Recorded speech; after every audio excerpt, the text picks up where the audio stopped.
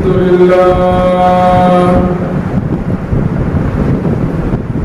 لله وحده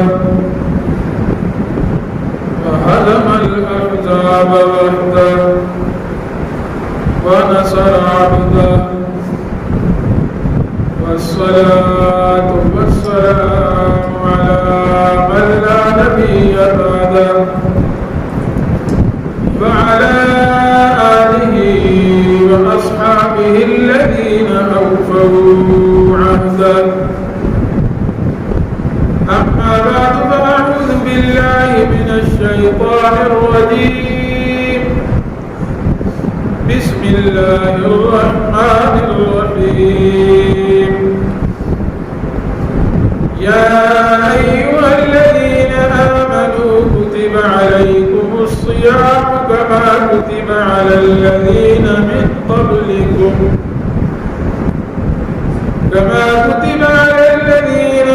قبلكم لعلكم تتقون.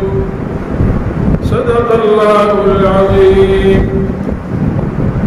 وقال النبي صلى الله عليه وسلم الصوم جنة أو كما قال عليه الصلاة والسلام. مٹی کولوں پانی بنیوں ہوتے ہو تم بوٹی. مٹی کولوں پانی بنیوں ہوتے ہو تم بوٹی. پھر بچہ بن کے دنیا تے آیوں تے بنی پھریں لگوٹی. پھر شیر جوان تے گبرو ہویوں تے ہو گئی گردن موٹی. پھر چھپ گئی کمر تے بڑھڑا ہویوں تے ٹر نہ سکیں بن چھوٹی. دنیا دا ضائع کر لیا عارف رب عقبہ کری نہ کھوٹی. تمام تعریفیں اس ذات کے لیے جو اکیلا ہے اور اس کا کوئی شریک نہیں. درود و سلام نبی آخر الزمان رسول عربی صلی اللہ علیہ وسلم کی ذات پر. حمد و ثنا کے بعد سب سے پہلے ہمیں اللہ تعالیٰ کا شکر ادا کرنا ہے جس نے اپنا کلام مجید سنانے کی سننے کی توفیق عطا فرمائی. بہت بڑی اللہ تعالیٰ کی نعمت ہے. دنیا کو پیدا کرنے سے پہلے اللہ تعالیٰ نے قرآن مجید پڑھا. فرشتوں نے کہا وہ خوش قسمت ہوں گے وہ سینے جو اس قرآن کو اپنے اندر محفوظ کریں گے. خوش قسمت ہوں گی وہ زبانیں جو اس قرآن مجید کو پڑھیں گی. جنت کے اندر کوئی کلام نہیں پڑھا جائے گا لیکن قرآن مجید اللہ رب العزت سورہ رحمان خود سنائیں گے جنتیوں کو. سورہ یاسین شریف حضور صلی اللہ علیہ وسلم سنائیں گے جنتیوں کو. تو یہ بہت بڑی خوش قسمتی اور سعادت ہے اللہ تعالیٰ نے ہمیں آپ کو عطا فرمائی. اس پہ اللہ تعالیٰ کا جتنا ہو سکے شکر ادا کریں. اتنا ہی تھوڑا ہے. اور اللہ تعالیٰ کا قانون ہے لئن شکرتم لأزیدنکم. تم شکر کرو گے میں نعمت کو اور بڑھا دوں گا. ضرور بھی ضرور اللہ تعالیٰ تاکید کے ساتھ فرما رہا ہے. تو نعمت کا شکریہ ادا کرنے سے نعمت میں اللہ تعالیٰ اضافہ فرما دیتا ہے. حافظ صاحب کو میں مبارکباد پیش کرتا ہوں. انہوں نے ماشاءاللہ اللہ تعالیٰ کا 30 سپارے کلام پاک آپ حضرات کو سنایا اور آپ حضرات کو سننے پر مبارکباد پیش کرتا ہوں. اللہ تعالیٰ یہ ہماری عبادت سننا سنانا اپنی بارگاہ میں قبول فرمائے. باقی یہ مہینہ رمضان شریف کا مہینہ فرمایا اذا جاء رمضان فتحت ابواب الجنہ. جب رمضان کا مہینہ آتا ہے جنت کے دروازے کھول دیے جاتے ہیں. وغلقت ابواب النار. جہنم کے دروازے بند کر دیے جاتے ہیں. وسلسلت الشیاطین. سرکش شیاطین کو بیڑیاں لگا کر قید کر دیا جاتا ہے کہ جن گناہوں تک وہ غیر رمضان میں پہنچتے تھے رمضان میں ان گناہوں تک نہیں پہنچ سکتے. یہ اللہ کا کرم ہے. رمضان کے مہینے میں فرض پڑے 70 گنا زیادہ اجر ملے گا، نفل پڑھیں گے فرضوں کے برابر اجر ملے گا۔ آپ صلی اللہ علیہ وسلم نے فرمایا رمضان کا مہینہ صبر کا مہینہ ہے اور صبر کا بدلہ جنت ہے۔ تو رمضان میں انسان نے اس کی مشق کرنی ہے کہ جس طرح کھانے پینے سے صبر کیا، اسی طرح اس مہینے میں ہر چیز کو اس پر لانا ہے کہ اس کو جن چیزوں سے اللہ نے روکا ہے رکنا ہے ان چیزوں سے۔ جس چیز کے پکڑنے سے روکا اس کے پکڑنے سے رک جائیں، یہ روزے کا مقصد ہے۔ لعلکم تتقون، تاکہ تم متقی اور پرہیزگار بن جاؤ۔ جس چیز کی طرف دیکھنے سے منع کیا اس کی طرف دیکھنے سے رک جائیں، یہ صبر کا مہینہ ہے۔ یہ اس میں مشق کرنی ہے، سارا سال اس کے اوپر عمل کرنا ہے۔ جس چیز کے بولنے سے روکا اس کے بولنے سے رک جائیں، جس کے سننے سے روکا اس کے سننے سے رک جائیں، یہ روزے کا مقصد ہے۔ لعلکم تتقون، یہ اس سے تقوی انسان کو ملے گا۔ یہ عمل کا مہینہ ہے، اس میں انسان نے عمل کی مشق کرنی ہے، پھر پورا سال اس کو جاری رکھنا ہے۔ نیت کریں گے اللہ تعالیٰ آسان کر دے گا۔ صدق کے دل سے، جیسے وہ بھائی ہمارا پڑھ رہا تھا تو عزیز صاحب، کوئی صدق کے دل سے معافی مانگ کر تو دیکھے، وہ مغفرت رحمت کا دریا بہا دینے والا۔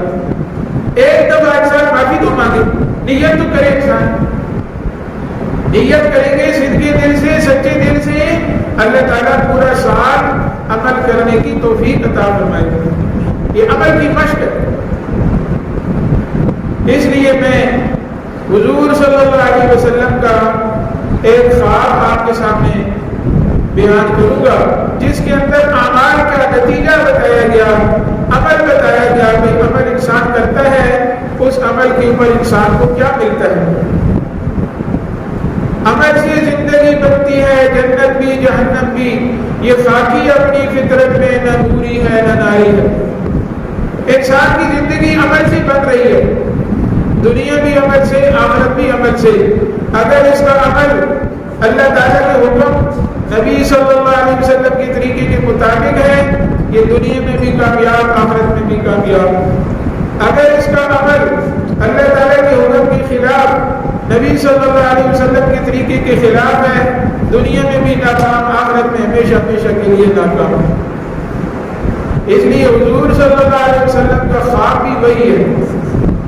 آپ صلی اللہ علیہ وسلم کو جس طرح جسمانی معراج ہوا، آپ صلی اللہ علیہ وسلم جسم عطا کے ساتھ آسمانوں پر گئے، آسمانوں کی سیر کی، جنت جہنم کی سیر کی، اللہ تعالیٰ سے ملاقات کی۔ اسی طرح آپ صلی اللہ علیہ وسلم کو روحانی معراج ہوا۔ یہ خواب کی روحانی معراج ہے۔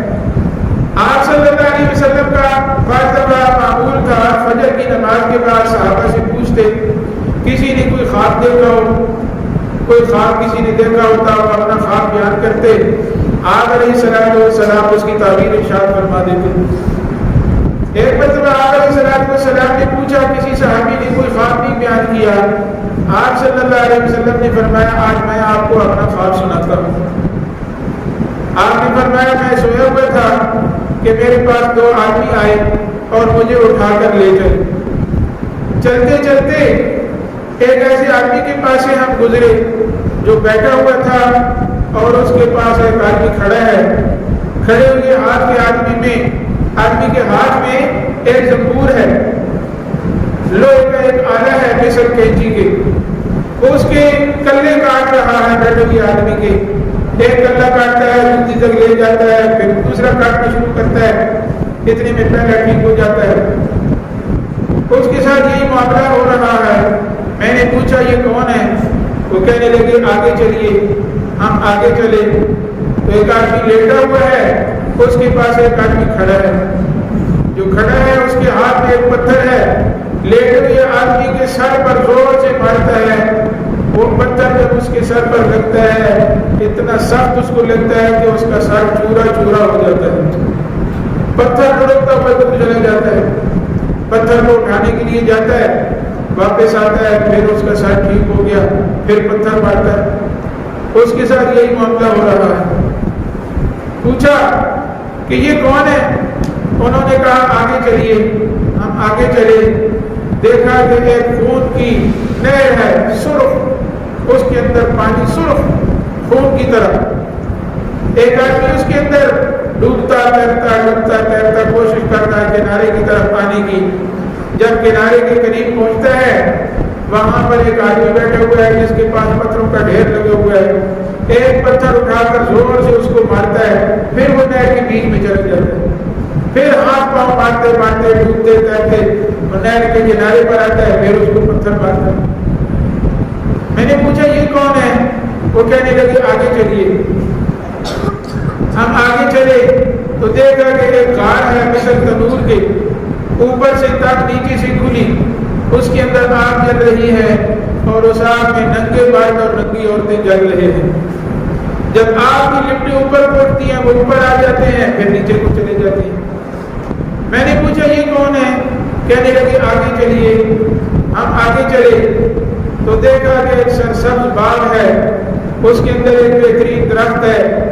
اس درخت کے ساتھ ایک وجیح شخصیت سفید کپڑوں میں ملبوس بیٹھے ہیں اور ان کے پاس بہت سارے چھوٹے چھوٹے بچے بیٹھے ہوئے ہیں۔ میں نے پوچھا یہ کون ہے؟ کہنے لگے آگے چلیے۔ ہم آگے چلے، اس درخت کے اوپر مجھے چڑھا کر لے گئے۔ اس میں سے ایک کھڑکی کھولی، اس میں بہترین محل مجھے نظر آیا۔ اس کے اندر مرد بھی ہیں، عورتیں بھی ہیں، بوڑھے بھی ہیں، جوان بھی ہیں۔ پھر اس کے بعد ایک اور انہوں نے کھڑکی کھولی، اس کھڑکی کے اندر سے اس سے بھی بہترین قسم کا محل نظر آیا اور اس کے اندر زیادہ بڑی عمر کے لوگ ہیں۔ پھر میں نے کہا اس کی کوئی حقیقت بیان کرو۔ انہوں نے کہا سب سے پہلے جو آپ نے آدمی دیکھا جس کے کلے چیرے جا رہے ہیں، اس کو یہ عذاب ہو رہا ہے۔ اس کا عمل کیا تھا؟ اس کا یہ عمل تھا کہ وہ دنیا میں جھوٹ بولتا تھا اور اس کا جھوٹ دنیا میں پھیل جاتا تھا۔ اب یہ اس کی سزا ہے۔ دنیا میں تو تھوڑا سا چسکا اس کا حاصل کر دیا جھوٹ کی وجہ سے، اپنی جان بچا لی جھوٹ کی وجہ سے، جھوٹ بول کر، لیکن ہمیشہ ہمیشہ کا عذاب اپنے سر لے لیا۔ یہ اس کو سزا ملتی رہے گی اس جھوٹ کی۔ اس لیے آپ صلی اللہ علیہ وسلم نے فرمایا الصدق ینجی والکذب یہلک، سچائی انسان کو نجات دلاتی ہے، جھوٹ انسان کو ہلاک کرتا ہے۔ ظاہر میں نظر آ رہا ہے کہ جھوٹ سے بچ جاؤں گا، لیکن ہو سکتا ہے دنیا کی سزا سے بچ جائے، آخرت کی سزا میں پکڑا جائے گا۔ اللہ رب العزت کسی پر ظلم نہیں کرتا۔ اللہ رب العزت نے اسی لیے قیامت والا دن رکھا ہے، انصاف کا دن رکھا ہے۔ اس لیے بکری بھی، جس نے بکری پر ظلم کیا اس کو بھی لا کے کھڑا کیا جائے گا، اس کا بدلہ دلوایا جائے گا۔ تو ہم نے اللہ کو حساب دینا ہے۔ اس لیے الصدق ینجی والکذب یہلک، ہم یہ اپنے پکا اپنے پلے باندھ رہے ہیں۔ یہ قانون آپ صلی اللہ علیہ وسلم کی شریعت کا بتایا ہوا طریقہ، سچائی انسان کو نجات دلاتی ہے، جھوٹ انسان کو ہلاک کرتا ہے۔ جھوٹ میں دنیا میں بھی انسان کی ذلت ہے اور آخرت میں تو ہے ہی ہے۔ جھوٹ کھل جائے تو کتنی انسان کو ذلت ہوتی ہے، اور سچ دنیا کے اندر بھی عزت ہے اور آخرت کے اندر تو عزت ہے ہی ہے۔ ایک آدمی کا واقعہ، یہ تقسیم سے پہلے کی بات ہے، ہندوستان پاکستان کی تقسیم سے پہلے ایک آدمی غالباً یہ نانوتا کا واقعہ ہے، نانوتا میں رہتا تھا، یعقوب اس کا نام تھا، بڑا سچا مشہور تھا لوگوں میں، لوگ اس کو یعقوب سچے کے نام سے پکارتے تھے، یعقوب سچا۔ کبھی اس نے زندگی میں جھوٹ نہیں بولا۔ ایک مرتبہ اس کے اللہ کی طرف سے امتحان آ گیا، بیوی بچے ساتھ ہیں، بیل گاڑی کے اوپر جا رہا ہے، سفر کر رہا ہے، راستے میں جنگل سے گزر رہا ہے کہ ڈاکوؤں نے گھیر لیا۔ اس نے کہا بھائی میرے ساتھ میری مستورات ہیں، تو تمہاری غلط پیسہ ہے، چیزیں ہیں جو ہمارے پاس، پیسہ، چیزیں، سونا زیورات ہے، وہ تم لے لو اور ہمیں کچھ نہ کہو، ہماری عورتوں کو کچھ نہ کہو۔ ہمارے ساتھ چھیڑ چھاڑ نہ کرو۔ انہوں نے کہا ٹھیک ہے، اگر تم اپنی بات میں سچے ہو تو پھر جو کچھ ہے دے دو۔ اس نے سب مستورات کو کہا جو کچھ تمہارے پاس چیزیں ہیں دے دو۔ انہوں نے اپنا زیور نکال کے دے دیا، جو پیسے تھے دے دیے، ان کو پکڑا دیے۔ وہ لے کر بیٹھ گئے، یہ اپنا سفر شروع کر دیا۔ کوئی میل 2 میل آگے گئے تو ایک چھوٹی بچی وہ ہنسنے لگی۔ کیا بات ہے کہ میں نے ایک انگوٹھی اپنی چھپا لی تھی، میں نے ان کو نہیں دی۔ اس نے کہا اچھا وہ کدھر ہے؟ یہ ہے۔ کیا آپ کو پتہ نہیں ہے میں کس نام سے مشہور ہوں؟ میں یعقوب سچے کے نام سے مشہور ہوں۔ میں نے آج تک جھوٹ نہیں بولا، اور اگر یہ جھوٹ میرا کھل گیا تو پھر لوگ میرے اوپر اعتماد نہیں کریں گے، اس لیے یہ انگوٹھی دے دو، میں ان کو دے کر آتا ہوں۔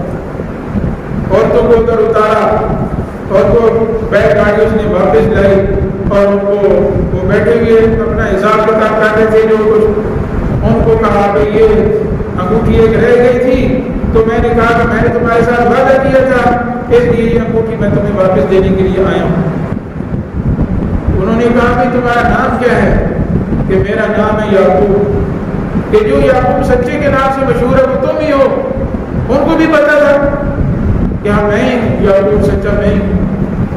انہوں نے اس کو بٹھایا اور اس کو کہا کہ آپ کے اس عمل کی وجہ سے ہمارے دل کے اندر سچ کی اتنی قدر آ گئی کہ آج کے بعد ہم نے بھی تہیہ کر لیا ہے کہ ہم بھی یہ کام جھوٹوں والا کام نہیں کریں گے اور یہ حرام کی روزی نہیں کمائیں گے۔ آپ کے اس سچ کی برکت سے ہم سب توبہ کرتے ہیں، اللہ تعالیٰ سے آپ بھی دعا کریں ہمیں اللہ تعالیٰ حلال کی روزی عطا فرمائے۔ تو اس کی سچ کی برکت سے ان سب کو توبہ کی توفیق مل گئی۔ اس لیے فرمایا الصدق ینجی والکذب یہلک، سچائی انسان کو نجات دلاتی ہے، جھوٹ انسان کو ہلاک کرتا ہے۔ آپ صلی اللہ علیہ وسلم کا فرمایا ہے آپ کی سچ بولتا رہتا ہے، سچ بولتا رہتا ہے، یہاں تک کہ جنت کے دروازے پر اس کا نام لکھ دیا جاتا ہے، اور اس کے بالمقابل آپ کی جھوٹ بولتا رہتا ہے، جھوٹ بولتا رہتا ہے، یہاں تک کہ جہنم کے دروازے پر اس کا نام لکھ دیا جاتا ہے۔ تو بھائی نیت کی بات ہے، نیت کریں گے اللہ تعالیٰ عمل کی توفیق عطا فرمائے گا۔ اس کے بعد جو آپ نے دیکھا کہ آدمی لیٹا ہوا ہے اور اس کو پتھر مارا جا رہا ہے، اس کے 2 گناہ ہیں۔ ایک یہ کہ اس کے قرآن مجید پڑھا تھا اور اس کو بھلا دیا۔ جس قرآن مجید کے بارے میں آپ صلی اللہ علیہ وسلم نے فرمایا من جعلہ امامہ قادہ الی الجنہ، جس نے قرآن مجید کو اپنے سامنے رکھا یہ قرآن مجید قیامت والے دن اس کو جنت میں داخل کر کے چھوڑے گا۔ قرآن مجید کو اپنے سامنے رکھا، سامنے رکھنے کا کیا مطلب؟ اس کی تلاوت کی، جیسا کہ تلاوت کرنے کا حق ہے، صحیح طریقے سے اس کو پڑھنا۔ ماشاءاللہ قاری صاحب نے بچوں سے تلاوت کروائی، بہت اچھا بچوں نے پڑھا۔ اللہ تعالیٰ مزید قاری صاحب کو اور بچوں کو محنت کرنے کی توفیق عطا فرمائے۔ بڑا دل خوش ہوا ان جگہوں میں، دیہاتوں میں اللہ کا قرآن ایسے طریقے سے پڑھا جا رہا ہے، بہت بڑی خوش قسمتی کی بات ہے۔ تو اس کو صحیح طریقے سے تلاوت کرنا، قرآن کو سامنے رکھنے کا مطلب، پھر اس کو صحیح طریقے سے سمجھنا، پھر اس کے اوپر اس طریقے کے مطابق عمل کرنا، اس کے حلال کو حلال جان کر عمل کرنا، حرام کو حرام سمجھ کر اس سے بچنا، پھر اس کی تبلیغ کرنا، دوسروں تک پہنچانا۔ یہ قرآن مجید کے حقوق ہیں، قرآن مجید کو سامنے رکھنے کا مطلب ہے۔ تو جس نے دنیا میں اس کو سامنے رکھا، اس کے یہ حقوق ادا کیے، اللہ تعالیٰ قیامت والے دن پھر اس قرآن کی برکت سے اس انسان کو جنت میں داخل فرما دیں گے۔ قادہ الی الجنہ، قرآن مجید آگے آگے چلے گا اور یہ انسان پیچھے پیچھے چلے گا، یہاں تک کہ قرآن مجید اس کو جنت کے اندر داخل کر کے چھوڑے گا۔ ومن جعلہ خلف ظہرہ ساقطہ الی النار، اس کے بالمقابل جس نے اپنے پیٹھ پیچھے قرآن مجید کو ڈال دیا، نہ اس کو پڑھا، نہ سمجھا، نہ اس کے اوپر عمل کیا، نہ اس کی تبلیغ کی، اس کے حقوق کو ادا نہیں کیا، اپنی من مرضی کی زندگی گزاری، اس کے حلال کو نہ دیکھا، اس کے حرام کو نہ دیکھا، تو پھر قیامت والے دن یہ قرآن مجید آئے گا دھکے دے دے کر اس کو پل صراط سے نیچے جہنم کے اندر گرا دے. تو اس انسان نے قرآن مجید پڑھا تھا لیکن اس کو بھلا دیا. آج یہ اس کی سزا ہے, اس کو پتھر مار کر اس کے سر کو چورا چورا کیا جا رہا ہے. ایک روایت میں آتا ہے کہ اس نماز میں سستی کرتا تھا, یہ اس کو سزا مل رہی ہے. نماز ایسا عمل جس کے بارے میں آپ صلی اللہ علیہ وسلم نے فرمایا جو ہے قرۃ عینی فی الصلاۃ, میری آنکھوں کی ٹھنڈک نماز میں ہے. ایسا عمل جس میں حضور صلی اللہ علیہ وسلم کی آنکھوں کی ٹھنڈک ہے, جس کے اوپر دنیا آخرت کے مسائل حل ہوتے ہیں, اس میں یہ سستی کرتا تھا. اس لیے اللہ تعالیٰ نے فرمایا ان الصلاۃ کانت علی المؤمنین کتابا موقوتا, نماز اللہ تعالیٰ نے فرض کی ہے وقت مقرر پر. اس لیے آج کل ہر ایک کے پاس گھڑی موجود ہے, وقت موجود ہے, جو وقت مقرر ہو اس وقت مقرر پر نماز پڑھنا, جماعت کے ساتھ نماز پڑھنا, اس پر یہ نماز انسان کی دنیا آخرت کی مسائل حل کروائے گی, دنیا آخرت میں اللہ کی رضا کا سبب بنے گی. اگر نہیں کیا اس نے سستی کی, یہ سزا اس کی مل رہی ہے. اس کے بعد آپ نے جو آدمی دیکھا خون کی نہر میں تیر رہا ہے, باہر نکلنا چاہتا ہے, یہ وہ انسان ہے جو سودی کاروبار کرتا تھا, سود کھاتا تھا, سود کا کام کرتا تھا. تو اس کو یہ سزا مل رہی ہے. یہ خون کی نہر, اس میں یہ ڈوب رہا ہے, تیر رہا ہے. گویا اس نے جو سود کھایا ہے, لوگوں کا پیسہ لیا ہے, وہ پیسہ نہیں تھا, وہ خون لوگوں کا اس نے کھایا پیا ہے. اللہ تعالیٰ نے دکھا دیا. مشرکین یہی اعتراض کرتے تھے آپ صلی اللہ علیہ وسلم پر کہ آپ کہتے ہیں تجارت حلال ہے, سود حرام ہے. حالانکہ تجارت میں بھی نفع ہے, سود میں بھی نفع ہے, لیکن ان کی عقل کی خرابی تھی. تجارت اور سود میں بہت زیادہ فرق ہے. ایک فرق یہی ہے کہ سود میں نفع ہی نفع ہے, تجارت میں دونوں پہلو میں نفع بھی ہو سکتا ہے, نقصان بھی ہو سکتا ہے. کبھی کم نفع ہوگا, کبھی زیادہ ہوگا, کبھی نقصان ہو جائے گا. اس لیے اللہ تعالیٰ نے فرمایا احل اللہ البیع وحرم الربا, اللہ تعالیٰ نے بیع و تجارت کو حلال قرار دیا اور سود کو حرام قرار دیا. سود چاہے سودی کاروبار کرنے والا ہے, لینے والا, دینے والا, بیچ میں اس کا منشی ہے, دلال ہے, جو کچھ بھی اس میں ملوث ہے, وہ سارے اس کاروبار کے اندر شامل ہے اور اس گناہ کے اندر شامل ہے. تو گویا نے دکھا دیا وہ پیسہ نہیں کھا رہے, چیزیں نہیں کھا رہے, وہ رزق نہیں کھا رہے, وہ خون کھا رہے, لوگوں کا خون چوس رہے. سود سے نظر آتا ہے مال بڑھ رہا ہے, صدقے سے نظر آتا ہے مال کم ہو رہا ہے, لیکن ایمان والوں کا معاملہ غیب پر ہے. اللہ تعالیٰ فرما رہا ہے یمحق اللہ الربا ویربی الصدقات, سود کے ذریعے سے اللہ مال کو گھٹاتا ہے, صدقے کے ذریعے سے مال کو بڑھاتا ہے. نظر آتا ہے کہ مال کم ہو رہا ہے, صدقے سے مال کم ہو رہا ہے, لیکن اللہ تعالیٰ فرما رہا ہے کہ صدقے سے مال بڑھ رہا ہے. اس لیے آپ صلی اللہ علیہ وسلم نے فرمایا میں قسم کھا کر کہتا ہوں کہ صدقے سے مال کم نہیں ہوتا, صدقے سے مال بڑھتا ہے. اللہ رب العزت نے یہ ہمیں ایمان والوں کو عطا فرمایا ہے. الصدقۃ تطفئ غضب الرب, صدقہ اللہ تعالیٰ کے غضب کو ٹھنڈا کر دیتا ہے. اللہ غصے میں ہے, اللہ کا راز ہے, اللہ کے راستے میں اللہ کے نام پر صدقہ کرے, اللہ کا غصہ ٹھنڈا ہو جائے گا. موسیٰ علیہ السلام جائے, اللہ تعالیٰ سے ملاقات کی گئی. پرندوں نے آ کر عرض کی اے موسیٰ آپ اللہ کے کلیم ہیں. ایک آدمی ہے وہ آتا ہے ہمارے بچوں کو لے جاتا ہے, اللہ تعالیٰ سے عرض کریں کہ اس آدمی کو روک دیں, یہ ہمارے بچے نہ اٹھایا کرے. موسیٰ علیہ السلام نے جا کر درخواست پیش کی. دوبارہ جب واپس آئے کہ میں نے تمہارا پیغام پہنچا دیا ہے, تو اس کے بعد پھر جب موسیٰ علیہ السلام آ رہے کلام کرنے کے لیے, پرندوں نے کہا وہ بندہ تو ہمارے بچے لے گیا. موسیٰ علیہ السلام نے اللہ تعالیٰ سے عرض کیا. اللہ تعالیٰ نے فرمایا کہ اے موسیٰ وہ بندہ جب آ رہا تھا ان کے بچے لینے کے لیے, اس نے راستے میں صدقہ کیا تھا, تو میرا عذاب اس صدقے کی وجہ سے ٹل گیا, صدقے کی وجہ سے وہ میرے عذاب سے بچ گیا.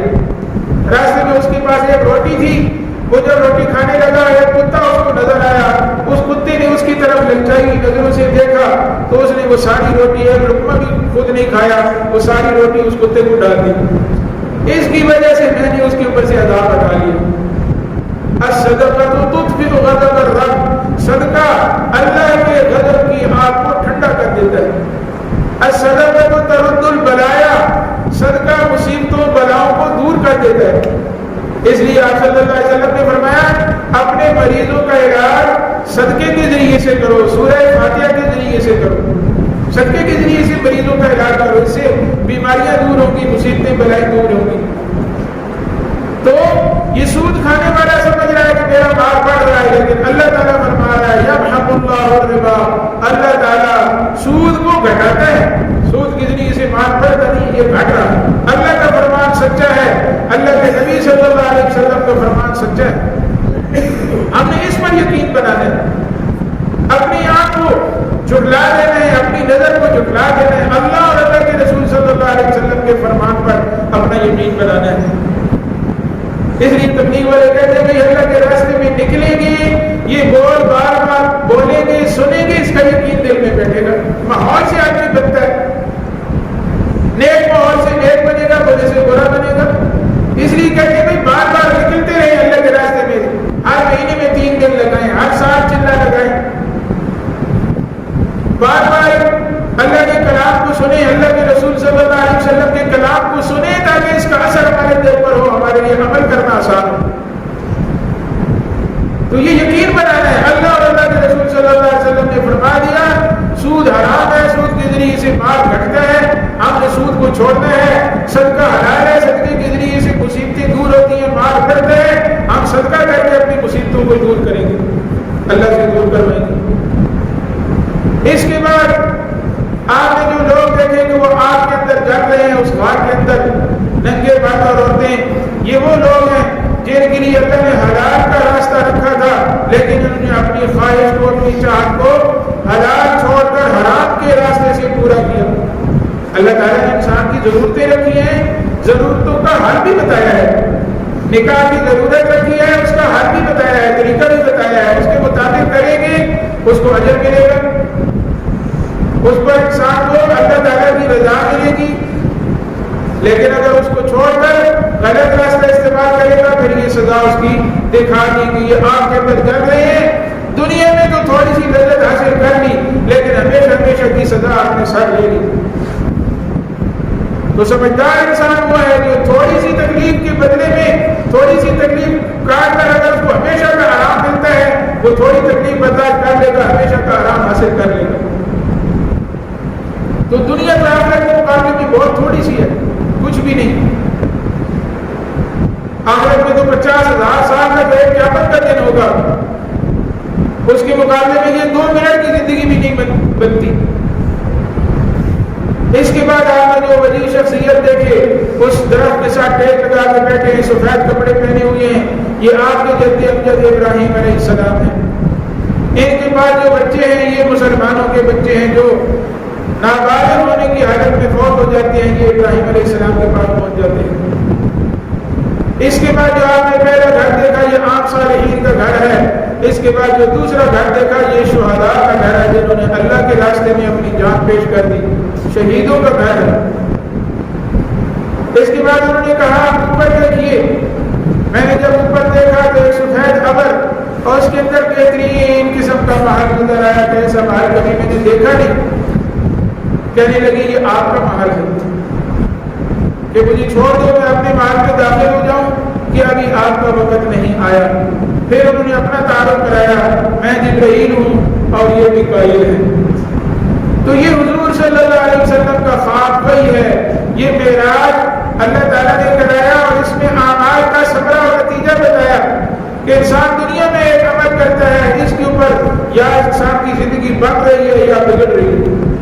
اللہ تعالیٰ نے نبی صلی اللہ علیہ وسلم کے ذریعے بتا دیا، آپ صلی اللہ علیہ وسلم نے ہم تک پہنچا دیا. اب ہمارا کام ہے کہ جو آپ صلی اللہ علیہ وسلم نے فرمایا اب کرنے کا حکم دیا اس کو کریں، جس سے روکا اس سے رک جائیں. یہی کلمے کا اخلاص ہے. اس لیے فرمایا من قال لا الہ الا اللہ مخلصا بها دخل الجنہ.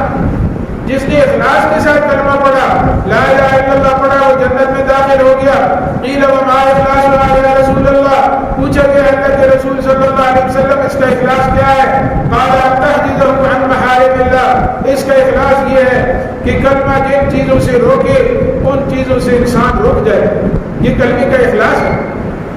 جن چیزوں کے کھانے سے روکے ان سے انسان ان کے کھانے سے رک جائے، جن کے پینے سے روکے اس کے پینے سے رک جائے، جس کی طرف دیکھنے سے روکے اس کی طرف دیکھنے سے رک جائے، جس کے سننے سے روکے اس کے سننے سے رک جائے، جس کو پکڑنے سے روکے اس کو پکڑنے سے رک جائے، جس کی طرف چلنے سے روکے اس کی طرف چلنے سے رک جائے، یہ کلمے کا اخلاص ہے۔ ما آتاکم الرسول فخذوہ، جو اللہ کے رسول صلی اللہ علیہ وسلم تمہیں عطا کرے وہ لے لو، یعنی جس کا حکم دے وہ کرو۔ وما نہاکم عنہ فانتہوا، جس سے روکے اس سے رک جاؤ۔ دو چیزوں کا نام شریعت ہے۔ اللہ کے رسول صلی اللہ علیہ وسلم کی زندگی بہترین نمونہ، جس کا حکم کرے وہ کرو، جس سے روکے اس سے رک جاؤ، بس یہ انسان کی کامیابی ہے۔ تو بھائی اس لیے یہ رمضان کا مہینہ ہے، اس میں ہم نے نیت کرنی ہے، کوشش کرنی ہے جس طرح اس رمضان کے مہینے میں ہم تلاوت کرتے رہے، نماز پابندی سے جماعت کے ساتھ پڑھتے رہے، نماز میں رکعتیں زیادہ ہو گئی وہ بھی ہم نے پڑھی ہیں، ابھی قرآن مجید ختم ہو گیا تراویح باقی ہے، وہ پابندی سے اس کا بھی اہتمام کرنا ہے، اور سارا سال نماز کا جماعت کے ساتھ اہتمام کرنا، سارا سال قرآن مجید کی تلاوت کا اہتمام کرنا، اور یہ جو اعمال آپ کو 4 اعمال بتائے گئے سچ کا اہتمام کرنا، اور اسی طرح اللہ تعالیٰ نے جو ہمیں موقع دیا ہے اس زندگی کے اندر اس میں صدقے کا اہتمام کرنا اور جھوٹ سے بچنا، اپنے آپ کو بچانا، ان اعمال کا اہتمام کریں، اس کی نیت کریں کہ اللہ تعالیٰ پورا سال اس کے اوپر عمل کرنے کی توفیق عطا فرمائے گا۔ اور پھر آپ صلی اللہ علیہ وسلم نے فرمایا من صام ستا من شوال کأنہ صام الدہر کلہ، جس نے شوال کے 6 روزے رکھے، رمضان کا چاند ختم ہوگا، اگلا چاند طلوع ہوگا، شوال کا چاند، عید کا چاند، اس میں عید کے دن تو روزہ نہیں رکھ سکتے، اس کے علاوہ 6 دن کے روزے رکھے شوال کے مہینے میں تو گویا اس نے پورا سال روزے رکھے۔ تو 6 روزے کا بھی ماحول بنا ہوا ہے ہمارے لیے، جاگنا آسان ہے، تو بھی جس طرح سحری کے لیے اٹھتے ہیں تو عید کے بعد عید کا دن چھوڑ کر باقی دنوں میں 6 دن اور روزہ رکھ لیں، پورے سال روزہ رکھنے کا اللہ تعالیٰ اجر عطا فرمائے گا۔ تو اس کی انشاءاللہ سارے ساتھی کوشش کریں گے، اللہ تعالیٰ ہم کی توفیق دے۔